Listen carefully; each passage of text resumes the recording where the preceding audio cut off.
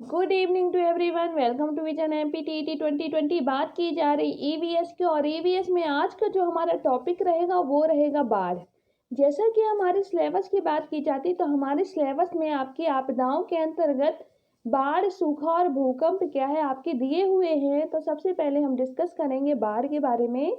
अगर बात की जाती है आपके आपदा और आपदा प्रबंधन, इसके पहले हमने ऑलरेडी डिस्कस किए हुए हैं।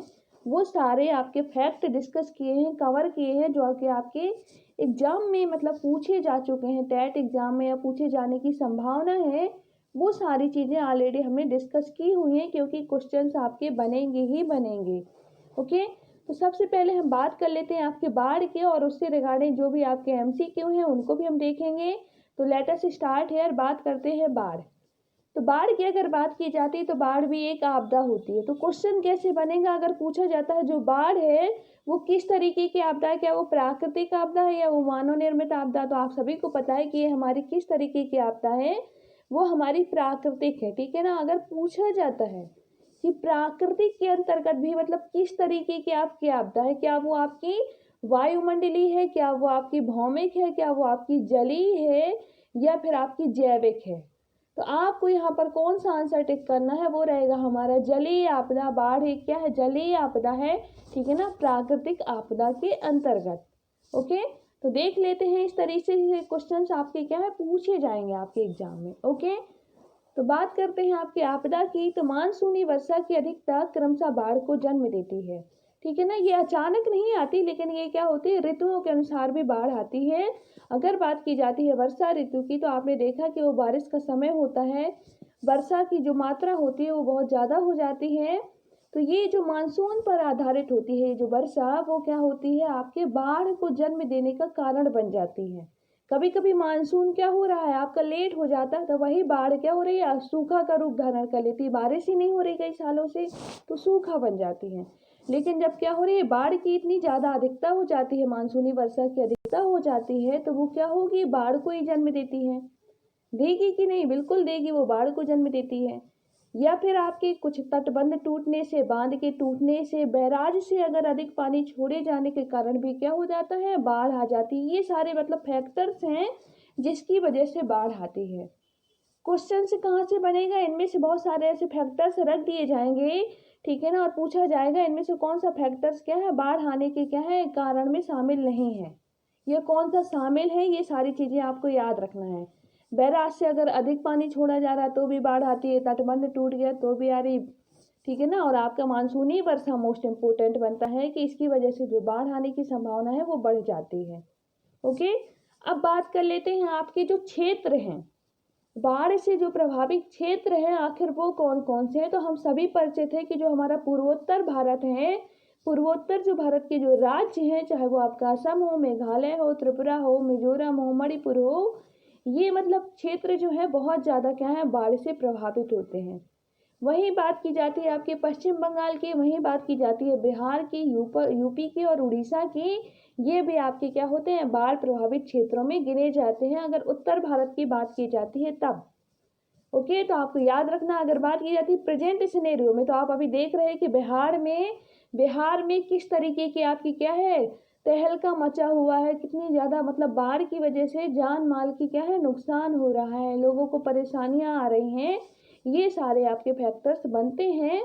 ओके, और यहाँ से क्वेश्चन बनते हैं कि कौन से राज्यों में बारिश हो रही है। अगर एमपी की बात की जाती तो आप समझ रहे हैं कि अभी यहाँ एमपी का इतना ज़्यादा प्रकोप नहीं रहता एमपी में कि आपकी क्या है बारिश हो या बाढ़ आने की संभावना हो। लेकिन आपके पूर्वोत्तर राज्यों में जितने भी आपके सेवन सिस्टर्स हैं, यहाँ पर बाढ़ आने की संभावना होती है। जो आपके क्या है उत्तर भारत का जो मैदान है, जो कि आपका यूपी और बिहार कवर कर रहे होते हैं, पश्चिम बंगाल कवर कर रहे होते हैं, इस वजह से ये क्या होते हैं बाढ़ की चपेट में आ जाते हैं। ये बाढ़ की चपेट में आ जाते हैं ये राज्य। ठीक है ना, चाहे फिर आपका वो पश्चिम बंगाल हो, चाहे वो बिहार हो, चाहे फिर वो यूपी हो। ओके, आपको पता है कि यहाँ सारी नदियाँ क्या हो रही हैं आपके मैदानी क्षेत्रों से होते हुए कहाँ जाएंगी, आपके पश्चिम बंगाल सॉरी वो बंगाल की खाड़ी में गिरेंगी। यहाँ पर आपकी बंगाल की खाड़ी रहेगी, यहाँ पर होती हुई सारी नदियाँ गिरती हैं, इसलिए यहाँ पर जो बाढ़ का प्रकोप है वो बहुत ज़्यादा क्या हो जाता है बढ़ जाता है। ओके, इसी में अगर बात करें आपकी दक्षिण जो भारत है, कई बार जो तमिलनाडु राज्य है हमारा, तमिलनाडु राज्य में बाढ़ जो आती है वो नवंबर से जनवरी माह के बीच आती है।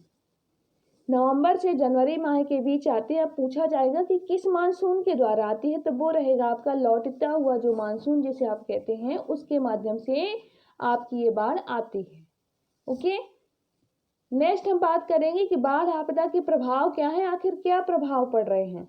तो जन स्वास्थ्य पर प्रभाव पड़ रहा है, मृत्यु में वृद्धि हो रही है, जल आपूर्ति में व्यवधान आ रहे हैं, फसलें और खाद्य आपूर्ति में क्या हो रही है, प्रभावित हो रही है, मिट्टी की संरचना में परिवर्तन हो रहे हैं। अगर आप अभी प्रेजेंट सिनेरियो को ही उठा ले तो आप देख रहे हैं कि जन स्वास्थ्य किस तरीके से अस्त व्यस्त है, ठीक है ना। मृत्यु में कितनी ज़्यादा मतलब वृद्धि हो रही है। लोग क्या है, अचानक बाढ़ आ जाने से लोगों के घरों का नुकसान, लोगों की जान माल को नुकसान, ठीक है ना। जो भी आपकी जल आपूर्ति है उनमें भी व्यवधान आते हैं। जो हमारे पीने के जो सोर्स हैं वो भी क्या हो गए हैं, बाढ़ में इंक्लूड हो गए हैं, वो भी बाढ़ से क्या गए हैं, भर गए हैं। तो पानी क्या हो गया, वहाँ का जो पानी है वो दूषित हो गया। अगर हम वो पीते हैं तो स्वाभाविक सी बात है कि हमारे स्वास्थ्य पर क्या पड़ेगा, प्रभाव पड़ेगा। क्या होंगी, बीमारियां पैदा होंगी, चाहे वो आपके हैजा हो, कुछ भी हो। इस तरीके की बहुत सारी आपकी दूषित मतलब क्या होगी, दूषित जल पीने से बीमारियां पैदा हो जाती हैं। वहीं अगर बात की जाती है फसलों की, तो फसलों की और खाद्य आपूर्ति की क्या हो रही है, बहुत ज़्यादा नुकसान हो रहा है, ठीक है ना। बाढ़ की चपेट में आप देख ही रहे हैं प्रेजेंट सिनेरियो में कुछ भी मतलब क्या वहाँ पे बच नहीं रहा है। मिट्टी की संरचना में परिवर्तन, जो मिट्टी है वो नदियों के द्वारा क्या होता है, बहा करके लाई जाती है, ठीक है ना। तो क्या हो रही है, मिट्टी की संरचना में क्या होगा, वो परिवर्तन कहलाएगा। ओके, उलट पुलट हो रही है आपकी मिट्टी, यहाँ की वहाँ इतनी तेज बाढ़ आ रही है कि जिसकी कोई सीमा नहीं है। वही बात की जाती है बाढ़ आपदा के उपाय। अब बाढ़ आपदा के हम उपाय क्या करें, जैसे कि आपके तटबंध हैं, ठीक है ना। जो मानसूनी वर्षा उसे तो आप नहीं रोक सकते हैं, वो जो नेचुरल आपका फिनोमेना है आप उसे तो नहीं रोक सकते, लेकिन आप जो तटबंध के माध्यम से आ रही है, ठीक है ना, इन सारी चीज़ों को आप क्या कर सकते हैं, आप यहाँ पर सुरक्षा लगा सकते हैं, वन वगैरह वृक्ष वगैरह लगा सकते हैं। जो भी निर्माण कार्य हो रहा है उसको क्या कर सकते हैं, आप रोक सकते हैं। इस तरीके के आप क्या है कार्य कर सकते हैं। वन विनाश पर नियंत्रण कीजिए, सघन वृक्षारोपण करवाइए, अनेक छोटे छोटे बांध बनाए जाने चाहिए। क्या होते हैं, जो हम बड़े बांध बना देते हैं तो सारे जो जो वेटेज है, मतलब अगर कहीं लोड आ जाता है वो क्या हो जाता है, एक ही बांध पे आ जाता है, जिससे क्या हो, उसके टूटने की संभावना बढ़ जाती है। वहीं पर अगर हम छोटे छोटे बांध बना करके क्या करें, आपके अलग अलग डिवाइडेशन के माध्यम से क्या करें, पानी वितरित करें, तो वहाँ पर क्या है, आपके बाढ़ की जो संभावना है वो कम हो जाएगी। ओके, तो ऐसे कुछ आपके उपाय भी हैं। और अगर बात की जाती है इसको जो जानकारी कौन देगा हमें, चेतावनी कौन करेगा, वो हमें देगा केंद्रीय जल आयोग, सिंचाई एंड बाढ़ नियंत्रण विभाग और जल संसाधन विभाग। इनमें से कोई भी संस्था हो, इनमें से कोई भी संस्था हो, वो बाढ़ की चेतावनी जारी कर सकता है, ठीक है ना। ये नहीं है कि केवल एक ही करेगा, चाहे वो आपका कुछ भी हो, कोई भी अगर इनमें से विभाग आ जाता है, आयोग हो जाता है, वो आपकी बाढ़ की चेतावनी जारी करेगा। ये आपके क्वेश्चंस मतलब एग्जाम में पूछा जा चुका है। वहीं बात की जाती है ब्रह्मपुत्र नदी की, तो ब्रह्मपुत्र नदी में स्थित जो मजौली है, जो आपका क्या है, विश्व का सबसे बड़ा नदी द्वीप समूह है, ठीक है ना। तो हर वर्ष ये बाढ़ग्रस्त हो जाता है। तो क्वेश्चन क्या पूछा जाएगा कि जो विश्व का सबसे बड़ा जो नदी द्वीप समूह है वो क्या है, वो कौन सी नदी में स्थित है, तो वो आपका असम में है। और आपका कौन सी नदी पे है, वो है आपका ब्रह्मपुत्र नदी पर है। और ब्रह्मपुत्र नदी में उसका नाम क्या है उस द्वीप का, वो है मजौली द्वीप, ठीक है ना। माजुली भी कहते हैं, मजौली भी कहते हैं। ये आपके असम राज्य में है, यहाँ से क्वेश्चंस बने हुए हैं। नेक्स्ट हम इसी में बात करते हैं, कुछ आपके एमसीक्यू हैं। प्रायद्वीपीय भारत में कौन सी नदियों के तटीय क्षेत्रों में बाढ़ अधिक आती है। अगर प्रायद्वीपीय भारत की बात की जाती है, ये आपका प्रायद्वीपीय जो भारत है, ये यहाँ पर कौन सी नदियों के तटीय क्षेत्रों में क्या हो रही है, बाढ़ आ रही है। तो चाहे वो आपकी महानदी हो, कृष्णा हो, कावेरी हो, या ये सभी हो, इन सभी नदियों के क्या होता है, तटीय क्षेत्रों में बाढ़ आ जाती है। ओके, नेक्स्ट हम बात करेंगे कि बंगाल का शोक कौन सी नदी को कहा जाता है, तो वो है आपकी दामोदर नदी, जिसे हम बंगाल का शोक कहते हैं। नेक्स्ट हम देखेंगे कि बिहार का शोक किस नदी को कहते हैं, तो सभी परिचित है, वो हमारी कोसी नदी है, जिसे हम बिहार का शोक कहते हैं। वहीं पर अगर बात की जाती है नेक्स्ट, किसके कारण वर्षा का जल तेजी से बहने लगता है, क्या वन विनाश के कारण, चारागाह के विनाश के कारण या दोनों के कारण या नन ऑफ द एबव। इसका जो राइट आंसर है वो दोनों के कारण। अगर वन विनाश होगा तो वर्षा का जो जल है वो क्या हो जाएगा, बह जाएगा, ठीक है ना।